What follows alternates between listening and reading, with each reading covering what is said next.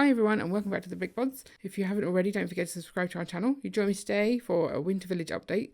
So this is what our Winter Village on the right hand side looked like last year, and we're going to try and make it so that we can completely recreate it with ease. So after one evening of putting base plates down, we have got as far as here, so literally just the one side, and that used up literally all the base plates that we'd bought. So I think we had 15 base plates. And they are here. I mean, there's some offcuts because we have cut bits. So you probably can't tell because this is the nice edge at the end, but there's the joint up there. We wanted to keep the sharp bits away from the children, which is a good parenting thing to do. And essentially what we've done is labelled them on the backs. So I've got labels on the backs of all of them when we're going 1, 2, 3, counting them down, 4, 5, 6, etc. So that when we come to lay this out at Christmas, we will know exactly which base plate goes where. And then I've got a list that I've started making of base plate number 1, this is the set that goes on there, kind of thing. Everything has been sort of jumper plated in, so you probably can't tell, but I don't want to take it off for fear of breaking something. But essentially Ian's put like connection points on, and then we've plated round the jumper plate, so there's literally only like 4 connection points for things to go on. They should come off pretty easy, to be fair. I really don't want to break it. Still strong enough that they don't fall over, but should be easy enough to take things back off, put things back upstairs. And at some point I'll start sort of plating a bit more to make it more interesting.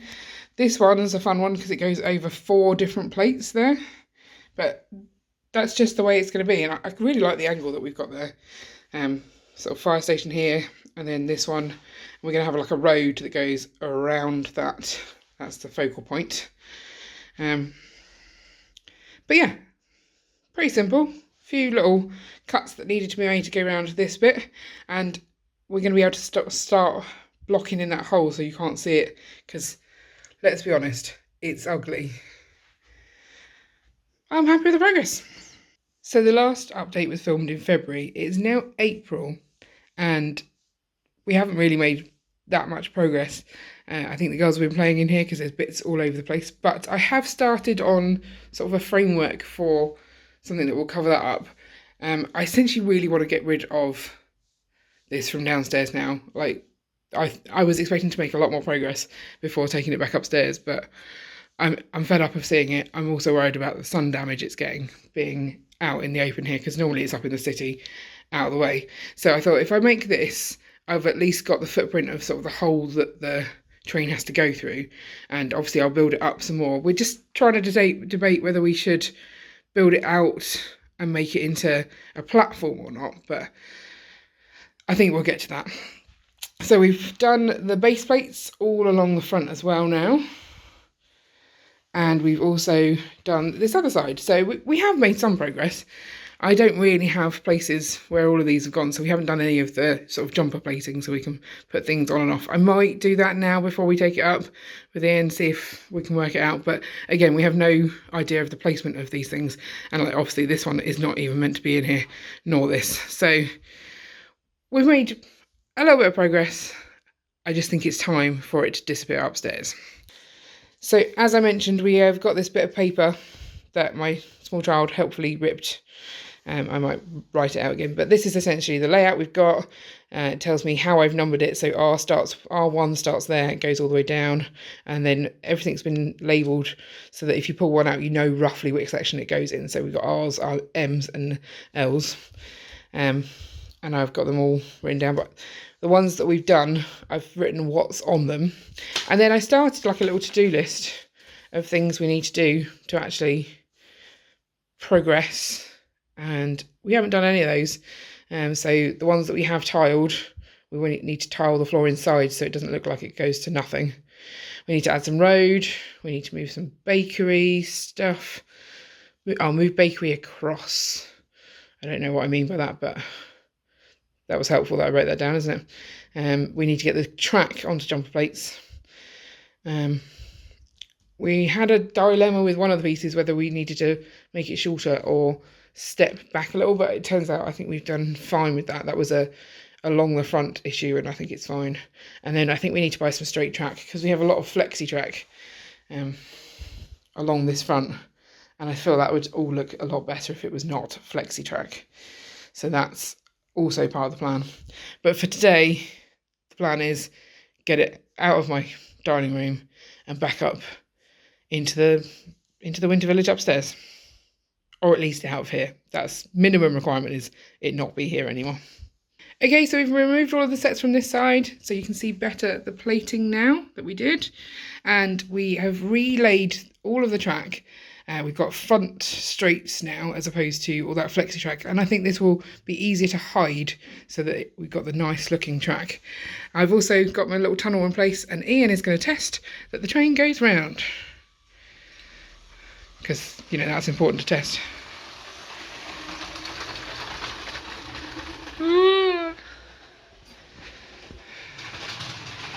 It works! Woohoo! So it turns out it wasn't okay, and we found quite a few issues with the train running around. So the first thing we started to do is add plating to actually hold on the track, because we figure if we've got a straight track, a level track even, it might be easier to diagnose the problems. So that's what we're doing right now.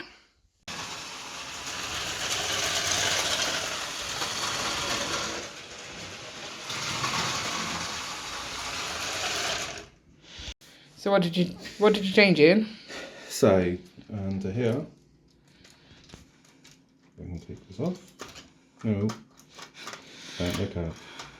You've added. So it now connects via a turntable, Which gives it a bit of wiggling. which means that the front section can turn independent of the back wheels. So the problem is, before this was all locked in, so as it was trying to go at the start of a corner, obviously you've got this not lining up with this anymore, and so I think that was just forcing it out the bends. So that's made it smoother now. Yeah. And we've seen it goes around reliably. There's definitely a bit missing over here. Christmas tree missing, but we'll have to work on that. There's normally a Christmas tree on this, but... Yes, there's... Yeah, so we're happy now. Yep. And we've got the track all attached down, so now we just need to take it all up and put it away for next year. So it's 2025 and the Winter Village is back. We laid out all of the things using our instructions. We did it on stream at the weekend, so everything went back in really easily. 2-hour stream, and we got everything back laid out, including actually clearing the sides to put the boards up. So we've got all of the houses as we did before, and then the last few days we've been trying to, I've been trying to work on filling this out a bit more. I love my Winter Village. I enjoy doing it, so it's fine. But I've been working on these houses, essentially, to make a little elf village as well over here. That's their clubhouse, so they need actual places to sleep. Some of these need fixing off. Like, there's a few things missing from those. But we're going to take this Winter Village to the Eastleigh Brick Festival, or the Southampton Brick Festival, whatever it's called these days. It's in Eastleigh, but we're going to take this there. So the next 2 weeks is pretty much trying to get everything actually looking good. We're not going to take like this central part or the tunnel, obviously, because that is part of the house. So we're going to smoosh it somehow. I'm sure it'll be fine. So I've been working on this end so far, and I started tiling, and I don't know if I like it. The road's going to go round this bit. I think we were going to have it come from here, but this is not quite enough room. So I think the road's going to come from that way. There's going to be a little alleyway here. And then I've decided that this market and carousel is in the park. So I've started on sort of bordering the park. And we've got a few prototypes of like walls for the park. I don't want to block the view of the rest.